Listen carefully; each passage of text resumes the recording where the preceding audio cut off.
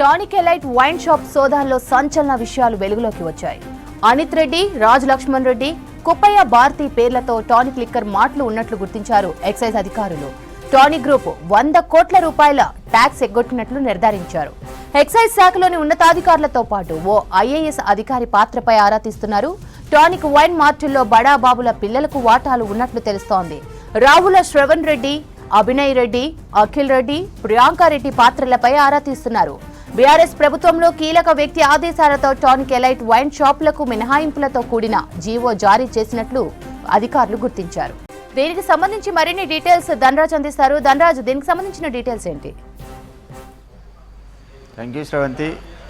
హైదరాబాద్లో చూసినట్టయితే ఈ టానిక్ లిక్కర్ మార్ట్లో కమర్షియల్ ట్యాక్స్ అధికారులు అదేవిధంగా జిఎస్టీ అధికారులు జరిపినటువంటి సోదాలు చూసినట్టయితే సంచలనమైనటువంటి విషయాలు వెలుగులోకి వస్తున్నాయి. అయితే 2017 నుంచి ఏర్పడినటువంటి ఈ టానిక్ లిక్కర్ మార్ట్లు చూసినట్టయితే అనిత్ రెడ్డి, రాజ్ లక్ష్మణ్ రెడ్డి, కుప్పయ్య భారతి పేర్లతోటి ఈ లిక్కర్ మార్ట్లు ఏర్పాటు అయ్యాయి. ఆ తర్వాత చూసినట్టయితే ఇందులో పెద్ద ఎత్తున అప్పుడున్నటువంటి బీఆర్ఎస్ కీలక వ్యక్తులు కూడా ఇందులో బినామీ పేర్లతోటి పెట్టుబడులు పెట్టారనేటువంటి విషయాలు కూడా వెలుగు చూస్తున్నాయి. అయితే అప్పుడు కీలకమైనటువంటి నేత ప్రమేయంతో స్పెషల్ జీవోలను జారీ చేశారు. అంతేకాకుండా ఇప్పటి వరకు చూసినట్టయితే 6 ఏళ్ల కాలంలో చూసినట్టయితే 100 కోట్ల రూపాయల ట్యాక్స్ను ఎగ్గొట్టినట్లుగా అధికారులు గుర్తించడం జరిగింది.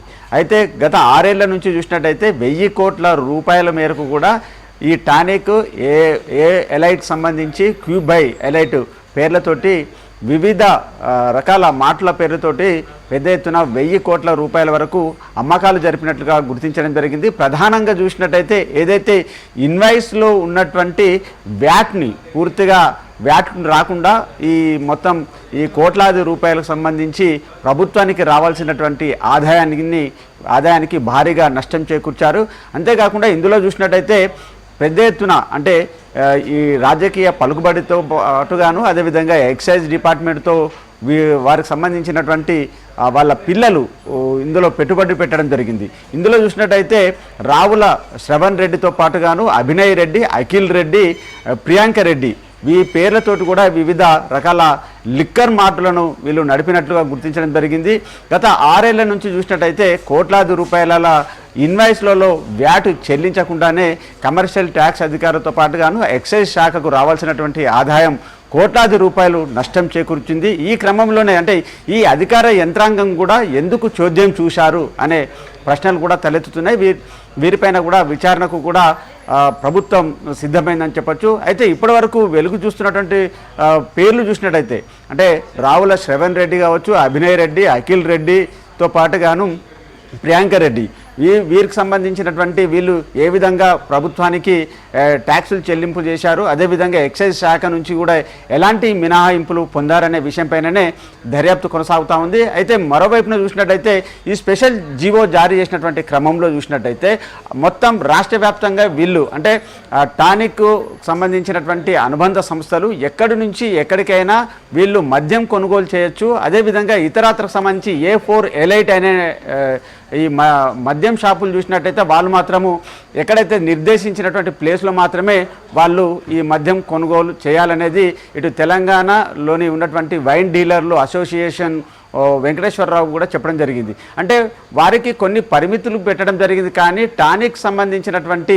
అనుబంధ సంస్థలు మాత్రం రాష్ట్ర వ్యాప్తంగా ఏ డిపో నుంచైనా కూడా వాళ్ళు మద్యం కొనుగోలు చేసే వెసులుబాటును గత ప్రభుత్వం కల్పించడంలో వీరి యొక్క ఇంట్రెస్ట్ ఏంటిది, అదేవిధంగా ప్రభుత్వానికి రావాల్సినటువంటి పన్నుల చెల్లింపు వ్యవహారంలో కోట్లాది రూపాయలు నష్టం చేకూరుతుంటే ఇటు జిఎస్టీ అధికార యంత్రాంగం కావచ్చు, అదేవిధంగా కమర్షియల్ ట్యాక్స్ అధికార యంత్రాంగం ఎందుకు వీళ్ళు జాప్యం చేశారు, చోద్యం చూశారనే అటువంటి విమర్శలు వెల్లువెత్తుతున్నాయి. అదేవిధంగా ఈ జీవో జారీ విషయంలో చూసినట్టయితే అప్పుడున్నటువంటి స్పెషల్ చీఫ్ సెక్రటరీ అయినటువంటి సోమేష్ కుమార్ నేతృత్వంలోనూ అదేవిధంగా ఎక్సైజ్ కమిషనర్గా ఉన్నటువంటి చంద్రవర్ధన్ పేర్లు కూడా వెలుగులోకి రావడం జరిగింది. వీళ్ళ యొక్క పర్సనల్ ఇంటెన్షన్ ఏంటిదనే విషయంలో కూడా ఇప్పుడు స్పెషల్గా అధికార యంత్రాంగం దర్యాప్తు కొనసాగిస్తుంది. మొత్తం మీద చూసినట్టయితే పలువురు ఎక్సైజ్ డిపార్ట్మెంట్లో ఉన్నటువంటి వారి యొక్క పిల్లలు కూడా ఇందులో పెట్టుబడి పెట్టడం, మరోవైపున చూసినట్టయితే గత బీఆర్ఎస్ ప్రభుత్వంలో ఉన్నటువంటి కీలక నేతల ప్రమేయంతో ఈ స్పెషల్ జీవోలు జారీ చేసి మొత్తం ఈ లిక్కర్ మార్టులకు కొన్ని పరిమితులు లేకుండా కూడా అంటే రాత్రి 2 గంటల వరకు కూడా నడుపుకునేటువంటి వెసులుబాటును గత ప్రభుత్వం ఎందుకు కల్పించింది, మిగతా A4 ఎలైట్ సంబంధించినటువంటి మిగతా వైన్ షాప్ డీలర్లకు ఎందుకు లేదనే ప్రశ్నలు తలెత్తుతున్నాయి.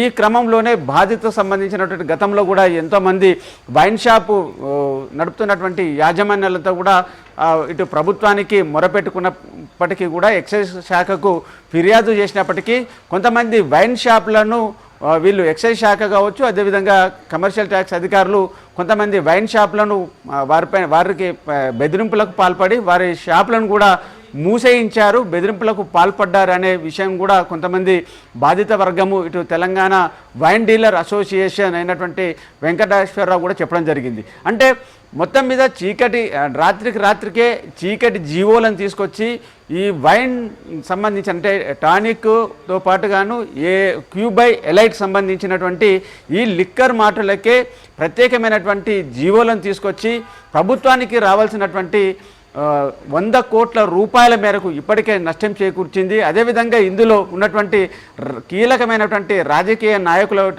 పేర్లు కూడా వెలుగు చూస్తున్నాయి. అంతేకాకుండా మొత్తం మీద చూసినట్టయితే ఈ 6 ఏళ్ల కాలంలో 100 కోట్ల నష్టం చేకూర్చింది. అదేవిధంగా వీరిపైన కూడా ఎవరైతే మొత్తం నెగ్లిజెన్స్గా వ్యవహరించారో వారిపైన చర్యలు తీసుకునేందుకు ఇటు ఎక్సైజ్ శాఖతో పాటుగాను GST బృందం సిద్ధమైందని చెప్పొచ్చు. Right Dhanraj, thank you.